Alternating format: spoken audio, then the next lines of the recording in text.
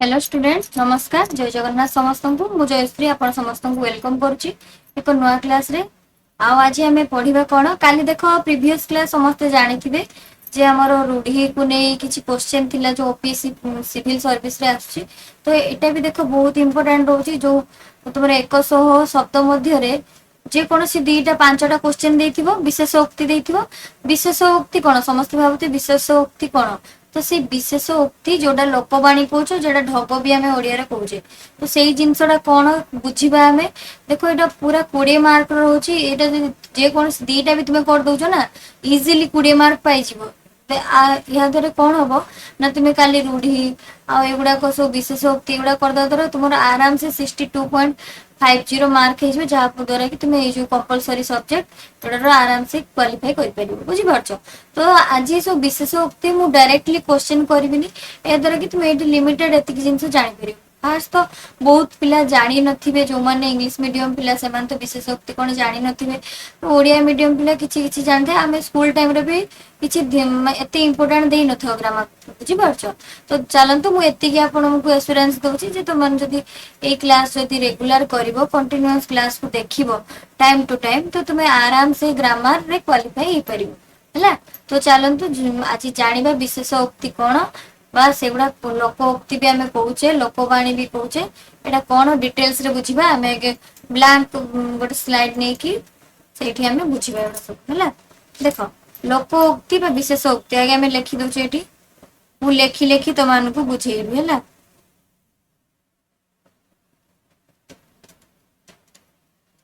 ताको आम विशेषोक्ति भी कौचे जहाँ भी कोई पारे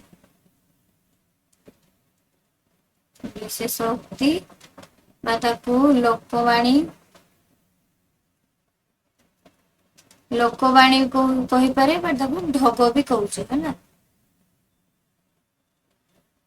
तो यहाँ कौन सब आज आम जाना लोकोक्ति कौन यहाँ लोक मुहरु जहाँ प्रचलित हो आसुची संक्षिप्त सारगर्भक अनुभूतिपूर्ण है तार वैशिष्ट्य जानवा लोक लोकोक्ति कौन कौन मिसिकी लोक प्लस उक्ति मिसिकी लोकोक्ति लोक कौन यह दुईटा शब्द जार अर्थ होची लोकोक्ति लोकों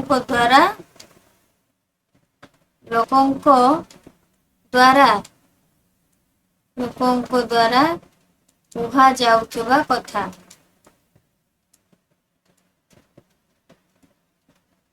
लोकों द्वारा कुहा जाउथबा कथा से होची तमर कौन से होची लोकोक्ति हैला तो जीवन मनीष जीवन निजर जीवन जहाँ अनुभूति पाई थाए यह प्रकाश करता है मनीष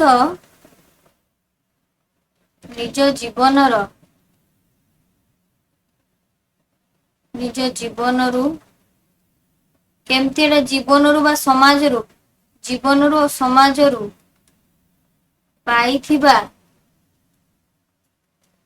दीर्घ दिन अनुभूति है दीर्घ दिन अनुभूति को आम कौन कौचे लोकोक्ति कौचे है यार कौन ना यहाँ सत्यता को प्रतिपादन कर लोकोक्ति लोकोक्ति जदि आम या कौन कहे प्रोभार्ब जान लोकोक्ति मान हूँ प्रोभार्ब आम कहे इंग्राजी प्रोभार्ब इंग्राजी जानी प्रोभार्ब लोकोक्ति कहते साधारणतः कौन होता है ना व्यस्त हुए समस्त को धीरे धीरे कही दूसरी साधारणतः मनुष्यर बहु कालर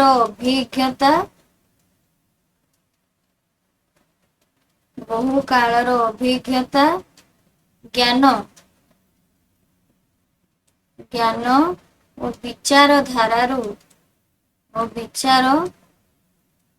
धारारू जन्मित मनुष्यर विचारधारा जरा सृष्टि होता है तापरे यही संक्षिप्त और शाणित वाक्य गुड़िक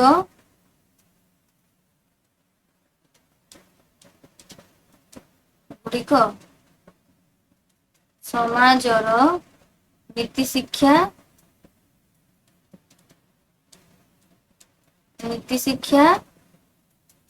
उपदेश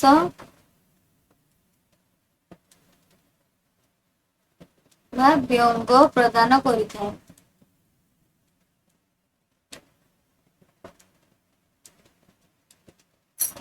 ନୀତି ଶିକ୍ଷା ବା ବ୍ୟଙ୍ଗ ପ୍ରଦାନ କରିଥାଏ। ବୁଝିପାରୁଛ? ତ ତାକୁ ଆମେ କହୁଛେ ଏହାକୁ ଆମେ ଲୋକବାଣୀ ବି କହିପାରୁଛେ। ଲେଖିଛି ମୁଁ ଏଇଠି ଦେଖ ଉପରେ, ଲୋକବାଣୀ ବି କହୁଛେ, ଢଗ ବି କହୁଛେ, ବିଶେଷୋକ୍ତି ବି, ଯାହା ତମ ଇଚ୍ଛା କହିପାରିବ। ଯେମିତି ମୁଁ ଯଦି ଗୋଟେ ଲେଖିବି ବିଶେଷୋକ୍ତି କଣ, ଲୋକଙ୍କ ଦ୍ଵାରା ଉକ୍ତି। ଲୋକମାନେ କଣ କରନ୍ତି ନା ନିଜ ଜୀବନରୁ ଆଉ ସମାଜରୁ କିଛି କିଛି ଦୀର୍ଘ ଦିନର ଅନୁଭୂତି ପାଇଥିବେ ହେଲା, ତ ସେଇ ଜିନିଷଟାକୁ ଶାଣିତ କରିବା, କାହାକୁ କୋଟେସନ କରି କହିବା, ତାକୁ ସଂକ୍ଷିପ୍ତ ଗୋଟେ ବଡ କଥାଟାକୁ ଛୋଟିଆ ଆକାରରେ କହିବା, ତ ସେଇ ଜିନିଷଟାକୁ ଆମେ ଲୋକୋକ୍ତି କହୁଛେ। ବୁଝିପାରୁଛ? ଯେଟା ଇଂରାଜୀରେ ପ୍ରଭାବ ସମସ୍ତେ ଜାଣିଥିବେ। ତ ବୁଝି ହେଲା ଲୋକୋକ୍ତି କଣ, ତାପରେ ଯୋଉଟା କି ଢଗ ବା ବିଶେଷୋକ୍ତି। ବୁଝିଲା? ତ ମଣିଷ କଣ କରିଥାଏ ନା ନିଜ ଅଭିଜ୍ଞତାରୁ ବହୁତ ଦିନ କାଳରୁ, ଆଜିର କଥା ନୁହେଁ, ବହୁତ ଦିନ କାଳରୁ ସେମାନେ କଣ ହେଲେ ତାଙ୍କ ଜୀବନରୁ ବା ସମାଜରୁ ଆମେ ଯାହା ଆମ ସୋସାଇଟିରୁ ଯାହା ଶୁଣିଥିବା ସେଇ ଅନୁଭୂତି ଟାକୁ ସଂକ୍ଷେପ କରି କହିବା, ଯୋଉ କୋଟେସନ ଗୁଡାକ, ତ ସେଇଟାକୁ ଆମେ କହୁଛେ କଣ, ଲୋକୋକ୍ତି, ବିଶେଷୋକ୍ତି ବା ଢଗ। ହେଲା, ତ କୋଉଟା ଢଗ, ଯଦି ମୁଁ ଲେଖିଲି ନିଜ ଗୁଣ ନିଜେ ଗାଇଲେ ତୁଚ୍ଛ। ବୁଝିଲ? ଏଇଟା ଗୋଟେ ସର୍ଟକଟ ଲେଖିନି ନା, କିନ୍ତୁ ୟାର ଡିଟେଲ୍ସ ମିନିଂ କଣ ଜାଣିଛ? ଏଇ ଉକ୍ତିଟିର ଅର୍ଥ ନିଜର ପ୍ରଶଂସା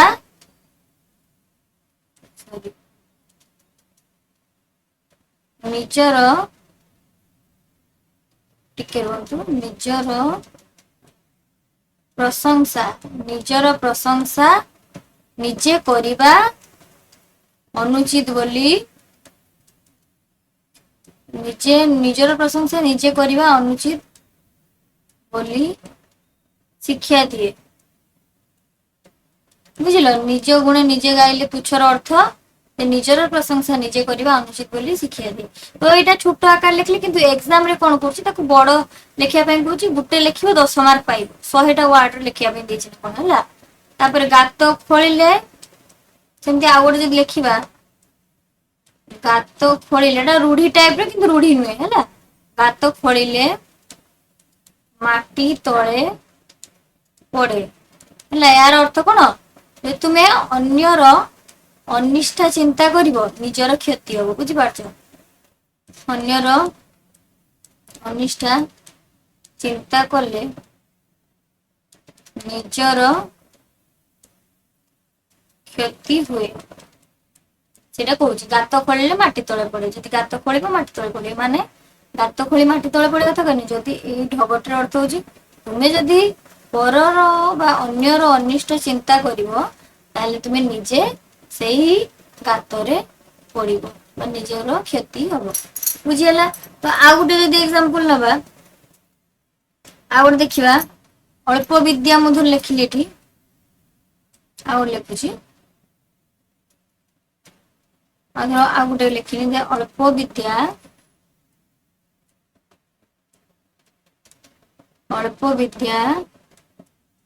ଭୟଙ୍କରୀ। ଏଟା ସମସ୍ତେ ଜାଣିଥିବେ। ଅଳ୍ପ ବିଦ୍ୟା ଭୟଙ୍କରୀ କଣ ନା, କମ ଜ୍ଞାନ ଥିବା ବ୍ୟକ୍ତି ସବୁବେଳେ ବିପଦଜନକ ହେଲା। ଯେ ବ୍ୟକ୍ତିର କମ ଜ୍ଞାନ ଥିବ ସେ ସବୁବେଳେ ଆମ ପାଇଁ ବିପଦଜନକ ହେଲା, ବିପଦ ସୃଷ୍ଟି କରିବେ। ଏହାକୁ ଆମେ କହୁଛେ ଅଳ୍ପ ବିଦ୍ୟା ଭୟଙ୍କରୀ। ଆଉ ଯଦି କହିବା ଆମେ ଚୋର ଗଲା ପରେ ବୁଦ୍ଧି, ଚୋର ଗଲା ପରେ ବୁଦ୍ଧି ମାନେ କଣ, ସମୟ ବିତିଗଲା ପରେ ଉପାୟ ମିଳିଥାଏ। ସତ ନା ସତ ନୁହେଁ କୁହ? ସମୟ ବିତିଗଲେ ପରେ, ବିତିଗଲା ପରେ ଉପାୟ ଚିନ୍ତା କରିବା। ଧରାଯାଉ ଏଇଟା ଗୋଟେ ହେଇଥିବ, ଆମେ ହଉଛେ ଏମିତି କରିଥିଲେ ତ ହେଇଥାନ୍ତା, ଏଇଟା ଏମିତି ନ କରିଥିଲେ ହେଇଥାନ୍ତା। ତ ଏଇ ଜିନିଷଟା ହେଲା, ସମୟଟା ଅତିବାହିତ ହେଇଛି, ତାପରେ ଆମର ବୁଦ୍ଧି ଆସୁଛି, ଆମ ମନକୁ ଅକଲ ଆସିଲା ଯେ ଏଇଟା ଆମେ କରିବା। ବୁଝିପାରୁଛ? ତ ଲୋକୋକ୍ତିର ଅର୍ଥ ହଉଛି ଗୋଟେ ଜିନିଷଟା ଆମ ମାଇଣ୍ଡକୁ ଆସୁଥିବ, ସମାଜରୁ ଶୁଣିଲେ ସେଟା ବଡ ଆକାର ଜିନିଷଟାକୁ ଛୋଟ କରିକି କହୁଛି, ତ ସେଇଟା ହଉଛି ସଂକ୍ଷେପରେ ଯଦି କେବେ ଲୋକୋକ୍ତି ହେଲା। ତ ଏବେ ଆମେ ଯୋଉ ଏକ୍ସାମରେ ଆସିଛି କୋଶ୍ଚେନ ଦେଖ, ଭେକ ଥିଲେ ଭିକ ମିଳେ, ହରେ ହଉଛି କିଚକ ବାହୁବଳେ ବିରାଟ ରାଜା, ତୁଣ୍ଡବାଇଦ ସହସ୍ର କୋଶ, ୟାକୁ ହଉଛି 100 ଶବ୍ଦ 100ଟା ୱାର୍ଡରେ ଲେଖିବ। ଫମ୍ପା ମାଇଠିଆର ସହଜ ଅଛି, ରୁକୁଣା ରଥ ଅଣଟା, ମାନେ ପ୍ରାୟତଃ 100ଟା ଶବ୍ଦ ମାନେ ପାଖାପାଖି ଗୋଟେ ପେଜ ପାଖାପାଖି ତୁମେ ଲେଖିବ ଏକ୍ସାମ ରେ। ଭେକ ଥିଲେ ଭିକ ମିଳେ, ଫାର୍ଷ୍ଟ ଆମେ ଲେଖିବା ଭେକ ଥିଲେ, ଫାର୍ଷ୍ଟ କ୍ୱେଶ୍ଚନ ନବା ଭେକ ଥିଲେ ଭିକ ମିଳେ। 3 ନମ୍ବର କ ଲେଖି ଦଉଛି ମୁଁ, 3 ନମ୍ବର କ ଭେକ ଥିଲେ ଭିକ ମିଳେ। ଆକୁ ଆମେ କଣ କରିବା, ଲୋକ ଉକ୍ତିରେ ପ୍ରକାଶ କରିବା, କିନ୍ତୁ ଛୋଟ ଆକାର ନୁହେଁ, ସେଟା ଆମେ ଛୋଟ ଆକାରରେ ଜାଣିଥିଲେ, ଏଇଟା ଆମେ ବଡ ଆକାରରେ କରିବା ତାକୁ ହେଲା। ଭେକ ଥିଲେ ଭିକ ମିଳେ ହେଲା। ବ୍ୟାଖ୍ୟା କରିବା, ଯେହେତୁ 100ଟା ୱାର୍ଡ ଦେଇଛି, ଯାହା ଏ 100ଟା ୱାର୍ଡ ଲେଖିଲେ ହିଁ ଆମକୁ 10 ମାର୍କ ମିଳିବ ହେଲା। ଏହି ଲୋକବାଣୀର, ମନ ଦେଇକି ବୁଝ, ଏହି ଗୋଟେ ଲେଖିକି ଦେଖଉଛି, ଏଇଗୁଡା ଏମିତି ସବୁ ଗୁଡା ଲେଖାଯିବ ହେଲା। ଏହି ଲୋକବାଣୀର ଅର୍ଥ ହେଉଛି, ଏହି ଲୋକବାଣୀର ଅର୍ଥ ହେଉଛି ସମାଜରେ ହେଲା, ସମାଜରେ ବାହ୍ୟ ବେଶଭୂଷା ବା ଆଡମ୍ବର, ବାହ୍ୟ ବେଶଭୂଷା ବା ଆଡମ୍ବର ଦେଖି ଲୋକେ ଆଦର ବା ଗୁରୁତ୍ୱ ଦିଅନ୍ତି ହେଲା। ବାହ୍ୟ ବେଶଭୂଷା ଦେଖି ଆଦର କରନ୍ତି। ଆଉ ଜଣେ ବ୍ୟକ୍ତି ଯେତେ ଜ୍ଞାନୀ ଗୁଣୀ ଯଦି ହେଇଥିବ, ତାର ଯଦି ବେଶଭୂଷା ଠିକ ନଥିବ, ସେ ଯଦି ଭଲ ପୋଷାକ ପିନ୍ଧି ନଥିବ, ତାହେଲେ ତାକୁ ସମାଜ କଣ କରେ ନା ଗ୍ରହଣ କରୁନଥାଏ। ଅପରପକ୍ଷରେ କିନ୍ତୁ ଯଦି ଗୋଟେ ଯୋଗ୍ୟ ବ୍ୟକ୍ତିଟା ଯଦି ତାର ବେଶଭୂଷା ଠିକ ନଥିବ, ସେ ପୋଷାକ ଠିକ ଠାକ ପିନ୍ଧି ନଥିବ, ତାହେଲେ ତାକୁ କଣ କରିବେ ନା ସମାଜ ଗ୍ରହଣ କରିନଥାଏ। କିନ୍ତୁ ଅପର ପକ୍ଷରେ ଯଦି ଗୋଟେ ଅଯୋଗ୍ୟ ବ୍ୟକ୍ତିଟା ଭଲ ବେଶଭୂଷା ପିନ୍ଧିକି, ଚାକଚକମର ପିନ୍ଧିକି ସାଧୁ ଭଳିଆ ଦେଖେଇ ହୁଏ, ତାକୁ ଲୋକମାନେ ସମ୍ମାନ ଦିଅନ୍ତି। ତାର କାର୍ଯ୍ୟ ସହଜରେ ହେଇଥାଏ। ସଂସାର ବାହ୍ୟ ପ୍ରଦର୍ଶନ ଦ୍ଵାରା ଏଇଠୁ ଆମେ କଣ ଶିକ୍ଷା କଲେ, ଲୋକ ଶିକ୍ଷା ପରା। ଗୋଟେ ଭେକ ଥିଲେ ଭିକ ମିଳେ, ଏଇ ଗୋଟେ ଗୋଟେ ଜିନିଷରୁ ଆମେ ଶିକ୍ଷା ପାଉଛେ, ବୁଝିପାରୁଛ ତ। ଅଳ୍ପ ବିଦ୍ୟା ଭୟଙ୍କରୀ, ତ ଏଇ କଥାଟା ଆମେ ଜାଣିଲେ ଯେ ଲୋକ ଅଳ୍ପ ଜ୍ଞାନ ଥାଏ, ସେ ଆମ ପାଇଁ ବିପଦଜନକ ହେଇଥାଏ। ଏଠୁ ଆମେ କିଛି ଶିକ୍ଷା କରିଥାଏ, ବୁଝିପାରୁଛ ତ। ସଂସାରରେ ବାହ୍ୟ ଯେ ପ୍ରଦର୍ଶିତ କରେ, ଅଧିକ ଦେଖେଇ ହୁଏ, ସିଏ ହିଁ ପ୍ରତିଷ୍ଠିତ ହେଇଥାଏ ସମାଜରେ, ନିଜର ଯୋଗ୍ୟତା ଦେଖେଇଥାଏ। ତେଣୁ ଡିଟେଲସ ରେ କେମିତି ଲେଖିବେ ଏକ୍ସାମ ରେ ଦେଖ, ଲୋକେ ଆଦର ବା ଗୁରୁତ୍ୱ ଦିଅନ୍ତି। ଆଉ କଣ, ଜଣେ ବ୍ୟକ୍ତି, ମୁଁ ଯେଟା କହିଲି ସେଇଟା ଲେଖିଦଉଛି ଦେଖ, ଜଣେ ବ୍ୟକ୍ତି ଯେତେ ଜ୍ଞାନୀ, ଏଟା ବହୁତ ଇଜି ଲେଖିବା ପାଇଁ, ଖାଲି ତୁମେ ଢଗଟା ଜାଣିଥିବା ଦରକାର। ଯେତେ ଜ୍ଞାନୀ ବା ଗୁଣୀ, ଓଡିଆ ସାରସ୍ୱତ ବୁକ ର ସବୁ ଅଛି ହେଲା। ଯେତେ ଜ୍ଞାନୀ ବା ଗୁଣୀ ହୋଇଥିଲେ ଯଦି ତାର ବାହ୍ୟ ରୂପ, ଭିତର ଆଡେ କେହି ଦେଖେନି ହେଲା, ଯଦି ତାର ବାହ୍ୟ ରୂପ ଉପଯୁକ୍ତ ନଥାଏ,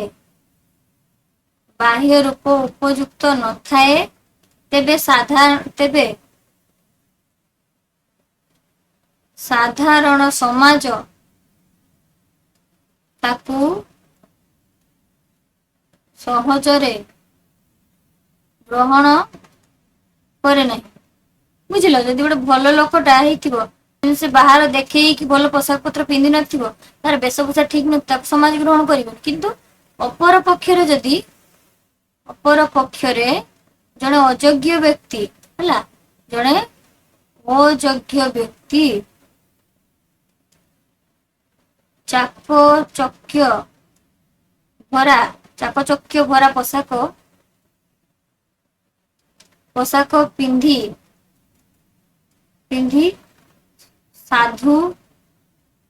ସାଧୁର ବେଶ ଧାରଣ କରେ,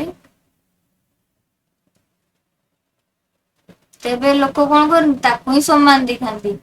ତେବେ ତାକୁ ଲୋକେ ସମ୍ମାନ କରନ୍ତି। ବୁଝିଲ, ତାକୁ ହିଁ ଲୋକ କଣ ସମ୍ମାନ କରନ୍ତି ଓ ତାର କାର୍ଯ୍ୟ ସହଜରେ ହୋଇଯାଏ। ଦେଖ, ୟା ଦ୍ୱାରା ଆମେ କଣ ଶିଖିଲେ, ସଂସାର ବାହ୍ୟ ପ୍ରଦର୍ଶନ ଦ୍ୱାରା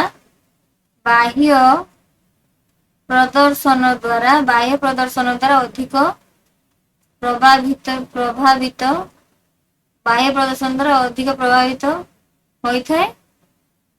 ବୁଝିଲ, ତେଣୁ ଏଇଠି ଆମେ କଣ ଶିଖିଲେ, ସଂସାର ବା ସମାଜ କଣ କରିଥାଏ, ବାହାରେ ଯିଏ ଯେତେ ଦେଖେଇ ହୁଏ ଭଲ ହେବାର ତ ତାକୁ ହିଁ ଗ୍ରହଣ କରିଥାଏ ଏବଂ ତେଣୁ ନିଜର ପ୍ରତିଷ୍ଠା ପାଇଁ ତେଣୁ ତମେ କଣ କରିବ, ନିଜର ପ୍ରତିଷ୍ଠା ପାଇଁ ଯୋଗ୍ୟତା ବି ଥିବ, ତା ସହିତ ଯୋଗ୍ୟତା ସହ ବେଶଭୂଷାର ମଧ୍ୟ ଆବଶ୍ୟକତା ରହିଛି। ବୁଝିପାରୁଛ, ମାନେ ଖାଲି ବେଶଭୂଷା ବଦଳି ଦେଲେ ବି ହବନି, ତୁମେ ଖାଲି ବି ଯୋଗ୍ୟ ହେଇଗଲେ ହବନି, ଦିଟା ଜିନିଷ ଦରକାର। ଏଠୁ ତୁମେ କଣ ଶିଖିଲ, ବେଶଭୂଷା ବି ଥିବ ତା ସହିତ ତୁମର ଯୋଗ୍ୟତା ବି ଥିବ ହେଲା। ଖାଲି ବେଶଭୂଷା ସୁନ୍ଦର ହେଇଗଲେ ହବନି, କି ଖାଲି ତୁମେ ଭଲ ଦେଖେଇ ହେଲେ ପୋଷାକ ପିନ୍ଧିଦେଲେ ତ ହବନି। ବେକ ଥିଲେ ବେକ ଅର୍ଥ ନିଜେ ଯେ ସମାଜରେ ଭଲ ଯୋଗ୍ୟ ବି ହେଇଥିବ ଆଉ ତାର ବେଶଭୂଷା ବି ଭଲ ଥିବ। ବୁଝିପାରୁଛ, ତ ସେଇଟାକୁ ଆମେ ଭେକ ଥିଲେ ଭିକ। ସେକେଣ୍ଡ କଣ କ୍ୱେଶ୍ଚନ ଅଛି ଦେଖିବା, କୋଉଟା ବୁଝିପାରିଲ? କୋଉଟା ଗଲା, କିଚକ ବାହୁବଳେ ବିରାଟ ରାଜା। କୋଉଟା କଣ, କିଚକ ବାହୁବଳେ, ଏଇଟା ଗୋଟେ ରାଜା କଥା ଦେଇଛି, ଡେସ୍କ୍ରାଇବ କରିବାକୁ। କିଚକ ବାହୁବଳେ ବିରାଟ ରାଜା, ଏହାକୁ ବ୍ୟାଖ୍ୟା କରିବା। ଫାର୍ଷ୍ଟ ପ୍ରିଭିୟସ ଟା ସମସ୍ତେ ବୁଝିପାରୁଛନ୍ତି ତ? କିଚକ ବାହୁବଳେ ବିରାଟ ରାଜା, ବୁଝିପାରୁଛନ୍ତି ତ ସମସ୍ତେ? କିଚକ ବାହୁବଳେ ବିରାଟ ରାଜା। ଦେଖ ଯେତେବେଳେ ମହାଭାରତ ଅନୁସାରେ ଆମେ ଜାଣିଛେ ସମସ୍ତେ, ଡିଟେଲସ ରେ କହୁଛି ଜିନିଷଟା ବୁଝିପାର। ତାପରେ ତାର ଏଇଟା କାହିଁକି ଏଠି ଦିଆଯାଇଛି ଦେଖ, ଆମେ ସର୍ଟ ରେ ୟା ମାନେ ହଉଛି କଣ ଜାଣିଛ, ଅନ୍ୟ ଜଣଙ୍କର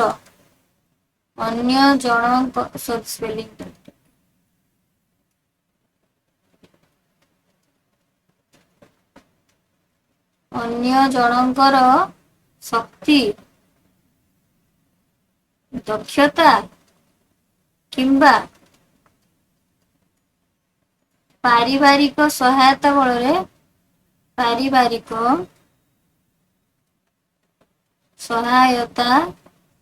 ବଳରେ ନିଜର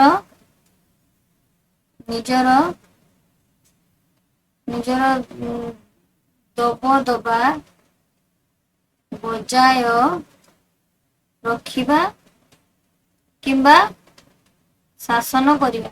ନିଜର କିଛି କ୍ଷମତା ନଥିବ କିନ୍ତୁ ସେ କଣ କରିବ, ଅନ୍ୟ ଜଣଙ୍କର ଶକ୍ତି, ତାର ପାୱାର, ତାର ଏବିଲିଟି, ତାର ପାରିବାରିକ ସହାୟତାକୁ ନେଇକି ସେ କଣ କରିବ, ଶାସନ କରିବ। ଏଟାକୁ ଡିଟେଲସ ରେ ଦେଖିବା। ଏଇ କିଚକ କିଏ ଜାଣିଛ, ଯେ ମହାଭାରତ ଅନୁସାରେ ଲେଖୁନି, ନା ଶୁଣିଥାଅ ଖାଲି। ମହାଭାରତ ଅନୁସାରେ ଯୋଉ ବିରାଟ ରାଜାଙ୍କର ଶାଳକ ଥିଲେ କିଚକ ହେଲା।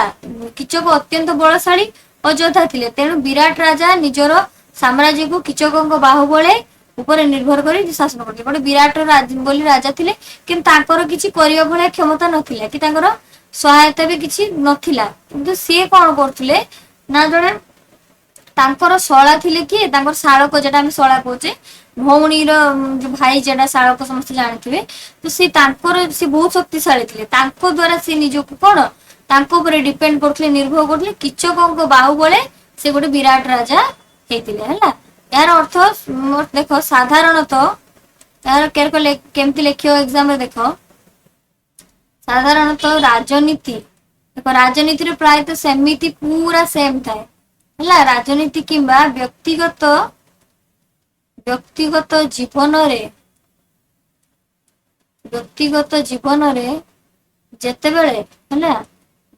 ଜୀବନରେ ଯେତେବେଳେ କୌଣସି ଅଯୋଗ୍ୟ ବ୍ୟକ୍ତି କିମ୍ବା କୌଣସି ଶକ୍ତିଶାଳୀ ବ୍ୟକ୍ତିଙ୍କ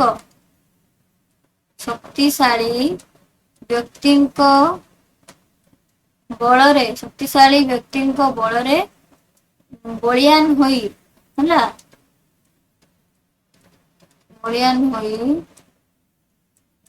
ନିଜକୁ ଶକ୍ତିଶାଳୀ ଭାବେ, ଏଗୁଡା ବହୁତ ସହଜ, ତୁମେ ଆରାମସେ ଟିକେ ଯଦି ଭାବିବ ତୁମେ ବହୁତ ବଢିଆ ସେ ଲେଖିପାରିବ। ଶକ୍ତିଶାଳୀ ଭାବେ ପ୍ରଦର୍ଶନ କରନ୍ତୁ ହେଲା। ସେତେବେଳେ ଏଇ ଢଗଟା ତା ପାଇଁ ପ୍ରଚୁର୍ଯ୍ୟ ଯେ କିଚକ ବାହୁବଳେ ବିରାଟ ରାଜା ହେଲା। ତାପରେ ମହାଭାରତ କଥା ଲେଖିଦେବ। ମହାଭାରତ ଅନୁସାରେ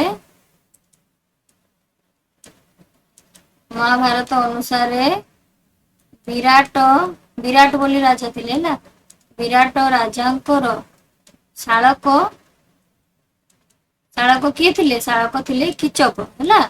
ଶାଳକ ଥିଲେ କିଚକ। କିଚକ ଅତ୍ୟନ୍ତ ବଳଶାଳୀ ଥିଲେ।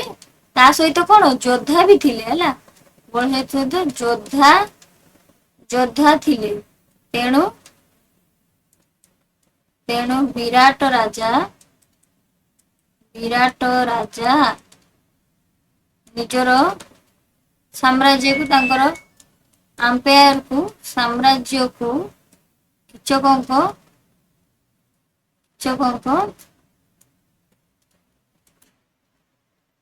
କିଚକଙ୍କ ଉପରେ ନିର୍ଭର କରି ନିର୍ଭୟରେ ଶାସନ କରୁଥିଲେ। ବୁଝିଗଲା? ତ ଏତିକି ଲେଖିବ। ସେକେଣ୍ଡ ଟା ସରିଲା। ଥର୍ଡ ଟା ବୁଝିପାରିଲ ତ? ଯେ ଏଇଟା କିଚକ ବାହୁବଳ ନିଜର କିଛି ଦକ୍ଷତା ନଥିବ କିନ୍ତୁ ଅନ୍ୟର ଦକ୍ଷତା ସାହାଯ୍ୟରେ ଯିଏ ନିଜର ପ୍ରପାଗଣ୍ଡା ଦେଖଉଥିବ କି ଶକ୍ତି ଦେଖଉଥିବ। ତୁଣ୍ଡ ବାଇଦ ସହସ୍ର କୋଶ, କୋଟା କରିବା ତୁଣ୍ଡ ବାଇଦ। 3 ନମ୍ବର ବ, ତୁଣ୍ଡ ବାଇଦ ସହସ୍ର କୋଶ। ତୁଣ୍ଡ ବାଇଦ ସହସ୍ର କୋଶ।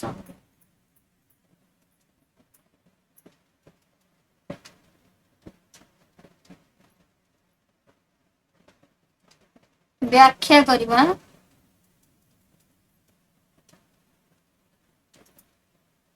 ଡେସ୍କ୍ରାଇବ କରିବା। 5ଟା ଅଛି ହେଲା। ତ 5ଟା ଯାକ ଆମେ ଆଜି ଡିସ୍କସ କରିବା ହେଲା। ତୁଣ୍ଡ ବାଇଦ ସହସ୍ର କୋଶର ଅର୍ଥ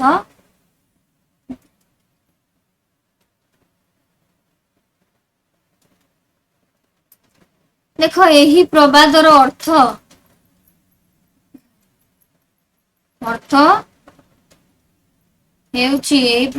ଅର୍ଥ ହେଉଛି ମୁଖର କଥା ବା ଗୁଜବ, ଯୋଉଟା ଗୁଜବ ଗୁଡା ଖରାପ କଥା, ଯୋଉଟା ତାହେଲେ ପଜିଟିଭ ନୁହେଁ। ଗୁଜବ ଅତି ଶୀଘ୍ର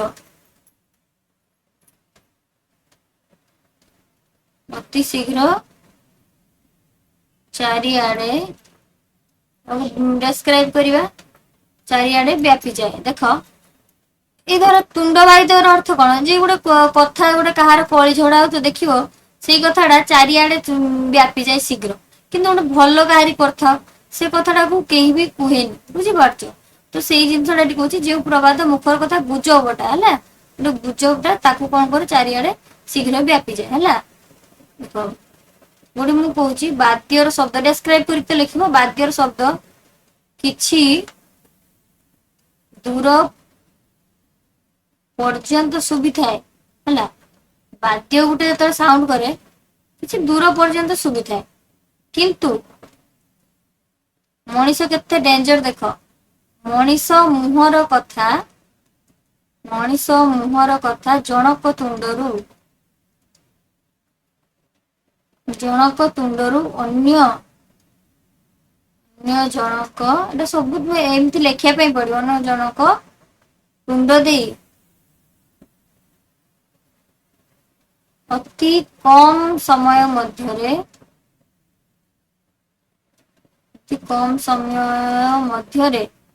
ହଜାର କୋଶ ପର୍ଯ୍ୟନ୍ତ ଗୋଟେ କଥାରେ କୁହାଯାଇଛି। ହଜାର କୋଶ ଦୂରକୁ ପ୍ରସାରିତ ହୋଇଥାଏ। ଏମିତି ଦେଖ ମୁଁ କହୁଛି ସମାଜରେ ବିଶେଷ କରି କାହାର ଯେତେବେଳେ ନିନ୍ଦା ହେଇଥାଏ, କାହାର ଅପବାଦ ହେଇଥାଏ, କୌଣସି ରୋଚକ ଖବର ହେଇଥାଏ, ସେଟା ବାୟୁ ବେଗରେ ଗତି କରିଥାଏ। ସଡନଲି ଇଏ ଏଠି ଶୁଣିବା ତାକୁ କଲ୍ କରି କହିଦଉଛି, ତାପରେ ସିଏ ଶୁଣିଲା ତାକୁ କହିଦଉଛି। ଭଲ କଥା ନୁହେଁ। କାହାର ନିନ୍ଦା ବୁଝିପାରୁଛ ଏଥିପାଇଁ କୌଣସି ଆଧୁନିକ ପ୍ରଚାର ମାଧ୍ୟମରେ ଆବଶ୍ୟକତା ପଡେ ନାହିଁ ଏହାକୁ ପ୍ରଚାର କରିବା ପାଇଁ ସେ ଆପେ ଆପେ ହେଇଯାଏ ତେଣୁ କଥା କହିବା ବେଳେ ସଦାସର୍ବଦା ସତର୍କ ରହିବ ବୁଝିପାରୁଛ ଏଇଟା ତୁମ ପାଇଁ ଶିକ୍ଷା ଦେଖ ଡେସ୍କ୍ରାଇବ କରି ଲେଖିବା ଯଦି ଦେଖ ସମାଜରେ ବିଶେଷ କରି ସମାଜରେ ବିଶେଷ କରି କାହାର ନିନ୍ଦା ଯଦି ଯେତେବେଳେ ହେଇଥାଏ କାହାର ନିନ୍ଦା ଅପବାଦ କିମ୍ବା କୌଣସି ନିନ୍ଦା ଅପବାଦ କୌଣସି ରୋଚକ ଖବର ବାୟୁ ବେଗରେ ହେଲା ଯେରକ ବାୟୁ ଆଖି ପିଛୁଳାକେ ଗତି କରିଯାଏ ସେମିତି ଗତି କରିଥାଏ ହେଲା ଯଦି କାହାର ଗୋଟେ ଅପବାଦ ହେଇଥିବ ଭଲ କଥା ଦେଖ ତ କେହି ବି କୁହନ୍ତିନି ଏଥିପାଇଁ ସେଇ କଥାଟା ଯାକ ସ୍ପ୍ରେଡ ହେଇଯାଏ ବାୟୁ ବେଗରେ ଏଥିପାଇଁ କଣ ହୁଏ ନା କୌଣସି ଆଧୁନିକ ପ୍ରଚାର ଏହାକୁ ପ୍ରଚାର କରିବା ଦରକାର ହୁଏନି ସେ ଯିଏ ଯାହାକୁ କହିଦିଅନ୍ତି ହେଲା ଆଧୁନିକ ପ୍ରଚାର ମାଧ୍ୟମର ଆବଶ୍ୟକତା ପଡେ ନାହିଁ ହେଲା ଦେଖ ଦେଖ ଗୋଟେ ଛୁଆ 10th ବା +2 ରେ ଭଲ ରେଜଲ୍ଟ କରିଥିବ କିନ୍ତୁ ସେ କଥାକୁ କେହି ବି କୁହନ୍ତିନି ତା ପାଇଁ କଣ ଗଣମାଧ୍ୟମ ମିଡିଆ ଏସବୁ ଆବଶ୍ୟକ ଥାଏ କିନ୍ତୁ ଏଠି କଣ ହୁଏ ଯେତେବେଳେ ଗୋଟେ କାହାର ନିନ୍ଦା ହେଇଥାଏ କି କାହାକୁ ଗୋଟେ ଅପବାଦ ମିଳିଥାଏ ଗୋଟେ ସେ ରୋଚକ ଇଣ୍ଟରେଷ୍ଟିଂ କଥା ହେଇଥିବ ତାକୁ କଣ ନା ବାୟୁ ଯେମିତି ଗତି করে ସ୍ପ୍ରେଡ করে ପୁରା ସଡନଲି ପୁରା ବହୁତ ଜୋରରେ ତ ସେଇଭଳି ଏଇ କଥାଟା ବ୍ୟାପିଯାଏ ତାର କୌଣସି ଗଣମାଧ୍ୟମର ଆବଶ୍ୟକତା ହୁଏନି ତେଣୁ ଏଠୁ ତମେ କଣ ଶିକ୍ଷା ପାଇଲ ତେଣୁ କଥା କହିବା ବେଳେ ଏମିତି ଏକ୍ସାମ ରେ ଏମିତି ଗୋଟେ ଲେଖିବ ହେଲା କଣ ପାଇଲ ସେଥିରୁ ଏଣ୍ଡିଙ୍ଗ କରିବ କହିଲା ବେଳେ ସଦା ସର୍ବଦା ସତର୍କ ରହିବା ଉଚିତ ହେଲା ତେଣୁ ସଦାସର୍ବଦା କଥା କହିଲା ବେଳେ ସତର୍କ ରହିବା ଉଚିତ ବୁଝିପାରିଲ ତୁଣ୍ଡବାହିତ ସହସ୍ର କୋଷ କଣ ବୁଝିପାରିଲ ଗୋଟେ କାହାର ଗୁଜବ ବା ନିନ୍ଦା ଅତି ଜଲ୍ଦି ସ୍ପ୍ରେଡ ହେଇଯାଏ କୋଉଟା ଗଲା ତାପରେ ଘଟା ହଉଛି ଫମ୍ପା ମାଠିଆର ଶବଦ ବେଶୀ ହେଲା ଫମ୍ପା ମାଠିଆର ଘଟା ଲେଖିବା 3 ନମ୍ବର ଘ ଫମ୍ପା ମାଠିଆର ଶବଦ ବେଶୀ ଫମ୍ପା ମାଠିଆର ଶବଦ ବେଶୀ ୟାକୁ ଆମେ ବ୍ୟାଖ୍ୟା କରିବା ଆମେ କଣ କରିବା ନା ବ୍ୟାଖ୍ୟା କରିବା ହେଲା ବ୍ୟାଖ୍ୟା କରିବା ଏଇ ପ୍ରବାଦର ଅର୍ଥ ଫମ୍ପା ମାଠିଆର ଶବଦ ବେଶୀ ଏହାର ଅର୍ଥ ଓଡ଼ିଆ ଭାଷାରେ ଏକ ପ୍ରସିଦ୍ଧ ଲୋକକଥା ଯେଉଁ ମଣିଷ ଆଗେ ୟାକୁ ଏହାର ପ୍ରାକୃତ ସହିତ ଗୋଟିଏ କଳସ ଦେଖ ଯେତେବେଳେ ତାପରେ ଶିକ୍ଷାରେ ଲେଖିବା ହେଲା ଗୋଟିଏ ପୂର୍ଣ୍ଣ କଳସ କଣ ଜାଣିଛ ପାଣି ଭର୍ତ୍ତି ଥିବା କଳସ ପୂର୍ଣ୍ଣ କଳସ ବା ସେଟା ଲେଖି ଦଉଛି ପାଣି ଭର୍ତ୍ତି ମାଠିଆକୁ ହଲାଇଲେ ସେଥିପାଇଁ ଗୋଟେ ପୂର୍ଣ୍ଣ ମାଠିଆ କି ଗୋଟେ ପାଣି ଭର୍ତ୍ତି ମାଠିଆକୁ ହଲେଇବ ତାହେଲେ ଶବ୍ଦ ହବ କି ସେ ଶବ୍ଦ ହୁଏ ନାହିଁ କୋଉ ମାଠିଆ ଶବ୍ଦ ହୁଏ ଫମ୍ପା ମାଠିଆ କିନ୍ତୁ ଫମ୍ପା ବା ଖାଲି ମାଠିଆଟିଏ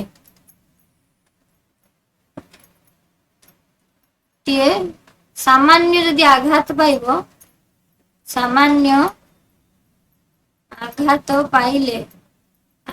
ପାଇଲେ ବି କେମିତି ସାଉଣ୍ଡ ହୁଏ ଜୋରରେ ଶବ୍ଦ କରେ ବୁଝିପାରୁଛ ଗୋଟେ ପୂର୍ଣ୍ଣ ମାଠିଆ ଥିବ ଯଦି ପାଣି ଭର୍ତ୍ତି ଗୋଟେ ମାଠିଆ ଥିବ ତାକୁ ଯେତେ ହଲାଅ ସିଏ ଶବ୍ଦ ହବନି କିନ୍ତୁ ଗୋଟେ ଫମ୍ପା ମାଠିଆ ଖାଲି ମାଠିଆ ଥିବ ତାକୁ ତମେ ଟିକେ ବି ଆଘାତ ଦେଇଦବ ନା ସେ ଜୋରରେ ଶବ୍ଦ କରିବ ପରୀକ୍ଷା କରି ଦେଖିବ ହେଲା ଏହାର ଅର୍ଥ ହଉଛି ଯେଉଁ ମଣିଷ ପାଖରେ ଜ୍ଞାନ ଗୁଣ ବା ଯୋଗ୍ୟତା କମ ଥାଏ ସେ ନିଜକୁ ବଡ ଦେଖେଇବା ପାଇଁ ସେ ନିଜକୁ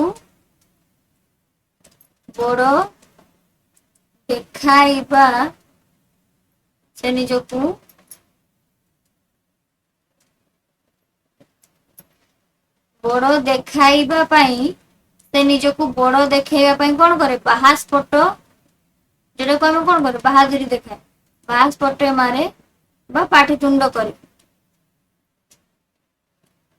ଯେ ମୁଁ ଏମିତି ସବୁ ଜାଣିଛି ଇଏ କରୁଛି ଏମିତି କୁହନ୍ତିନି। କିଛିଟା ଲୋକ ଥିବ ଦେଖିଥିବ କିଛି ଜାଣିନଥିବ ଫମ୍ପା ମାଠିଆ, ସେ ପୁରା ଫମ୍ପା ମାଠିଆ ଭଳିଆ, କିନ୍ତୁ ସିଏ ଏମିତି କଥା ହଉଥିବ ଯେ ସବୁ ସିଏ ଜାଣିଛି ହେଲା। ବୁଝିପାରୁଛ, ଫମ୍ପା ମାଠିଆ ପରା ତାର ଶବ୍ଦ ବେଶୀ। କିନ୍ତୁ ଅପର ପକ୍ଷରେ ଗୋଟେ ଯଦି ଜ୍ଞାନୀ ଲୋକ ଥିବ, ଜ୍ଞାନୀ ଲୋକ ତାର ସିଏ କେବେ ବି ଦେଖେଇ ହୁଏନି। ବୁଝିପାରୁଛ, ଗୋଟେ ଜ୍ଞାନୀ ଲୋକ ସେ କେବେ ବି ଦେଖେଇ ହୁଏ ନାହିଁ। ତୁମେ ସମସ୍ତେ ଜାଣିଥିବ ଏଇଟା। ଗୋଟେ ଜ୍ଞାନୀ ଲୋକ କେବେ ବି ଦେଖେଇ ହୁଏନି କି ବାହାସ୍ପୋଟ ମାରେ ନାହିଁ ହେଲା।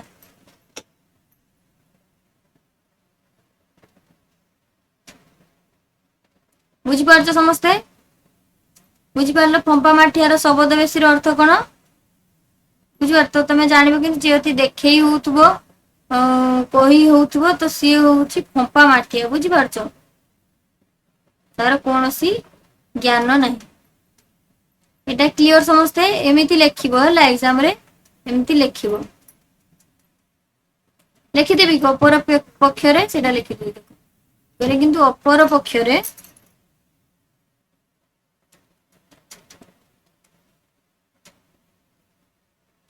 ଜଣେ ଜ୍ଞାନୀ ଲୋକ ତାର ଜ୍ଞାନ କେବେ ହେଲେ ବି ଦେଖେଇ ହୁଏ ନାହିଁ। ଦେଖାଇ ହୁଏ ନାହିଁ ହେଲା। ଯିଏ ସତରେ ଜ୍ଞାନୀ ହେଇଥିବ ସେ କେବେ ବି ଦେଖେଇ ହବନି, ବାହାସ୍ପୋଟ ମାରିବନି ହେଲା। ବୁଝିପାରୁଛ? କ୍ଲିୟର? ନେକ୍ସଟ ଲାଷ୍ଟ କ୍ୱେଶ୍ଚନ କଣ ଦେଇଛି? ରୁକୁଣା ରଥ ଅଣ ଲେଉଟା। ରୁକୁଣା ରଥ ଅଣ ଲେଉଟା। 5ରେ ଆଜି ଯିବା। ରୁକୁଣା ରଥ ଅଣ ଲେଉଟା। ଲାଷ୍ଟ, ଏଇଟା ତୁମ ଲାଷ୍ଟ।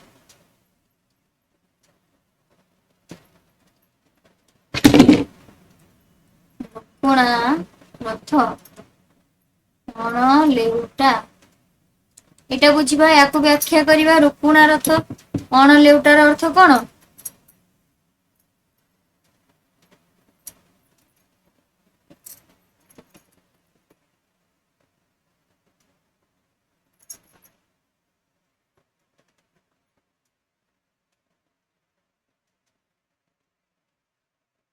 ବ୍ୟାଖ୍ୟା କରିବା।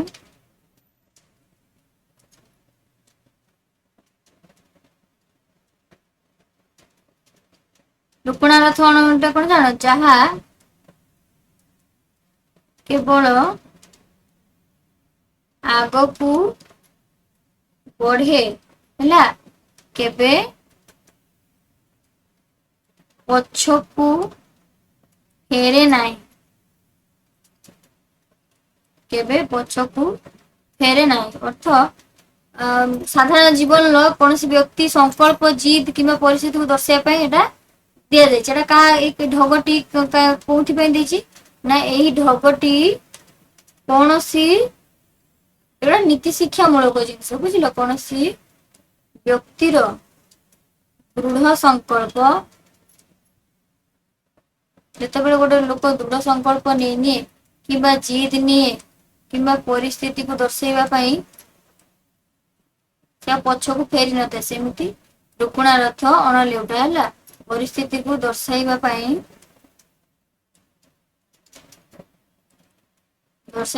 ବ୍ୟବହାର କରାଯାଏ ହେଲା। ଯଦି ଜୀବନରେ ଏମିତି କିଛି ଘଟଣା ଥାଏ ଯାହାକୁ ଆମେ ଚାହିଁଲେ ବଦଳି ପାରିବା ନାହିଁ ବା ଅତୀତକୁ ଫେରି ପାରିବା ନାହିଁ, ସେମିତି ଏଠି କୁହାଯାଇଛି ଯଦି ଜଣେ ବ୍ୟକ୍ତି ଏକ୍ସାମ ରେ ଏମିତି ଲେଖିବ ନା, ଜଣେ ବ୍ୟକ୍ତି କୌଣସି ବିଷୟରେ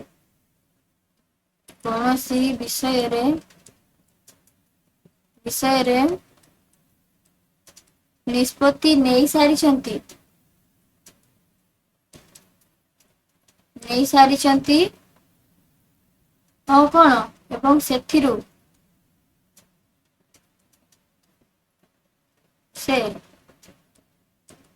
କଦାପି ପହଁରିବେ ନାହିଁ, ତେବେ ତାକୁ ଆମେ କହୁଛେ କଣ? ତେବେ କୁହାଯାଏ ରୁକୁଣା ରଥ ଅଣ ଲେଉଟା। ସେଇ ଏକା ଯେଟା ଲେଖିଛି ଉପରେ, ଆଉ ଲେଖିବା ମୁଁ ଲେଖୁନାହିଁ, ସେଟା କହିଦେନି ହେଲା। ରୁକୁଣା ରଥ ଅଣ ଲେଉଟା। ବୁଝିପାରିଲ?